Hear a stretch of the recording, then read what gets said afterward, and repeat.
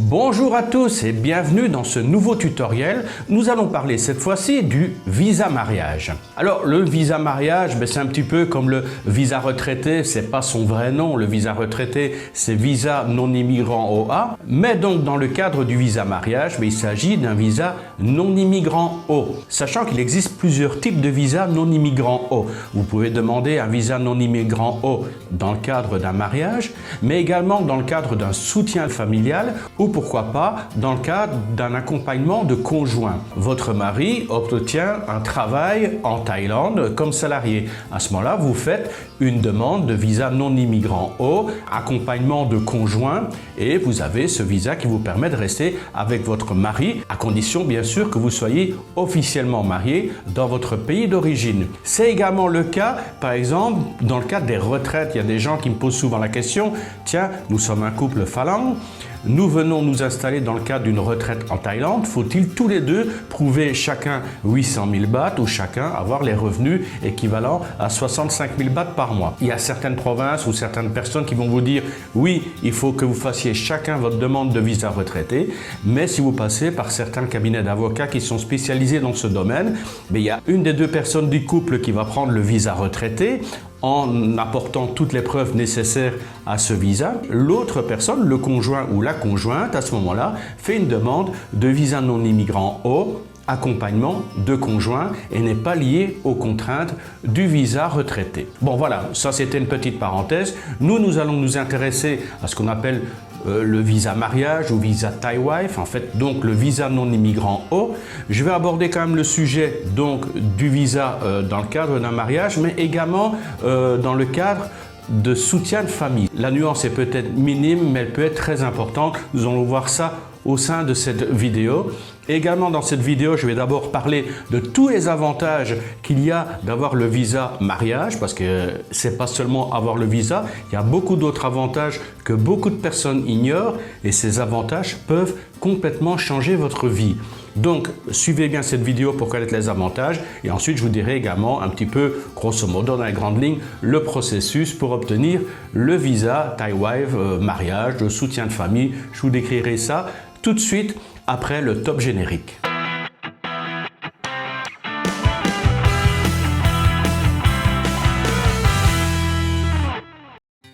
Alors le premier des avantages, il est bien sûr financier. Alors financier pourquoi? Parce que c'est vrai que les exigences sont beaucoup moindres si par exemple on compare avec le visa retraité. Là, je vais faire un petit graphique là qui va s'inscrire en arrière-plan et qui va vous expliquer un petit peu la différence qu'il y a entre un visa retraité et un visa mariage. Alors pour que les choses soient claires dès le début, on va prendre l'exemple de démarches qui sont faites depuis la Thaïlande.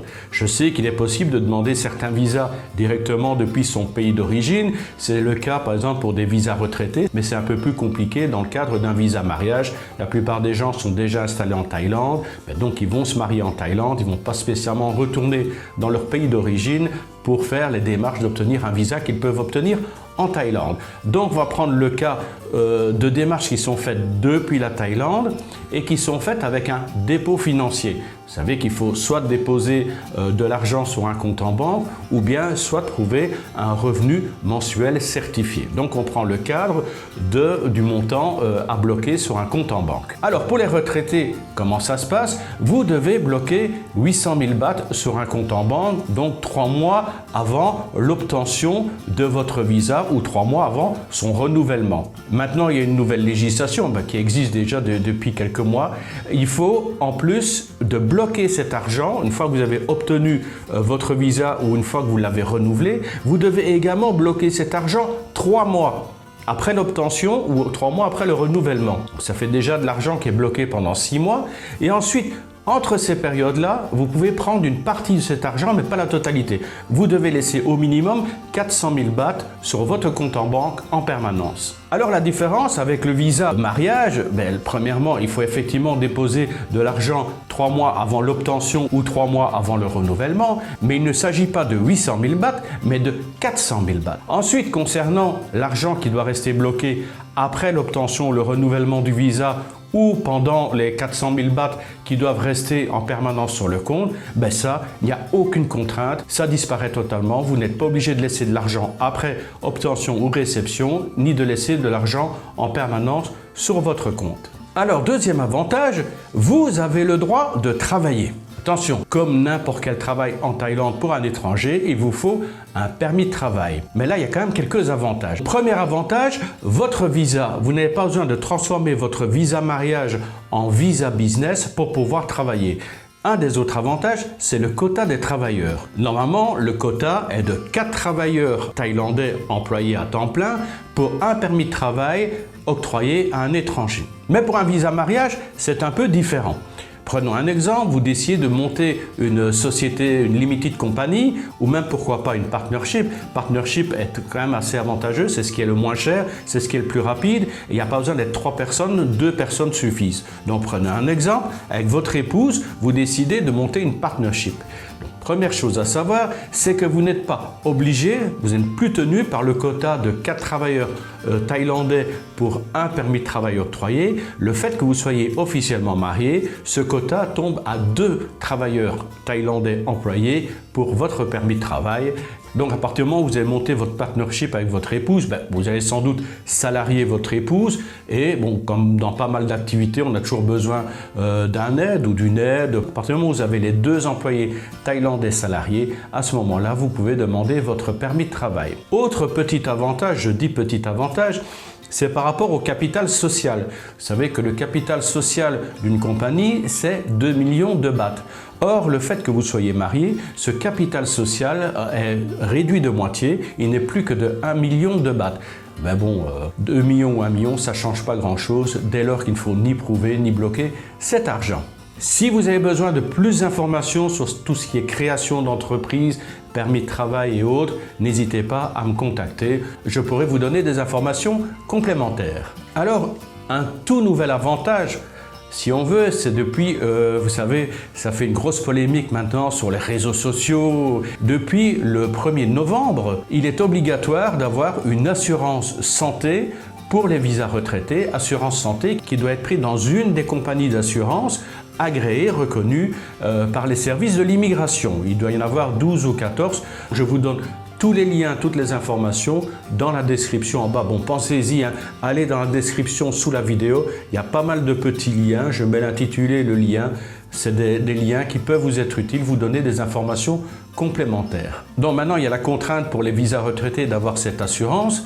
Et ça met certaines personnes dans l'embarras, sachant que pour le visa mariage, vous n'avez actuellement pas cette contrainte. Il faut quand même savoir qu'il est tout à fait inconscient de rester dans un pays, que ce soit le vôtre ou dans un pays étranger, sans une assurance minimum. Donc, je ne vous dis pas, vous avez un visa mariage, vous n'avez pas besoin de vous assurer. C'est faux. Vous devez être assuré, mais vous n'avez pas la contrainte des compagnies qui sont imposées par les services de l'immigration. Sachant en plus que si vous créez une société, comme je parlais un peu plus haut, partnership ou une limited company, que vous êtes salarié avec un permis de travail, vous allez payer une sorte de sécurité sociale. Ça coûte 750 bahts à l'employeur et 750 bahts à l'employé pour déjà avoir une couverture santé minimale. Alors, lorsque vous faites les démarches pour un visa non immigrant, vous avez la possibilité de dire, voilà, c'est dans le cadre d'un mariage ou dans le cadre d'un soutien de famille. Quelle est la différence entre les deux? La différence, elle est quand même relativement importante en cas de pépin. Qu'est-ce qui se passe si jamais un jour vous faites un pas de travers ou que ça ne marche plus dans votre couple? À ce moment-là, il y a le divorce. Et le divorce en Thaïlande, croyez-moi que c'est extrêmement rapide. Ça ne dure pas des plombes comme en Europe, donc c'est assez rapide. Et dès que le divorce est prononcé, vous n'êtes plus officiellement marié, donc votre visa n'a plus aucune raison d'être. Il est simplement annulé. Or, si vous êtes en soutien de famille, et que vous soutenez vos enfants financièrement avant, vous allez continuer à soutenir vos enfants, même si vous êtes divorcé, vous continuez à prendre soin de vos enfants. À ce moment-là, le visa soutien de famille continue, il n'est pas question, divorce ou pas divorce, il n'est pas question de l'annuler puisque vous prenez soin de vos enfants, que vous soyez mariés ou séparés.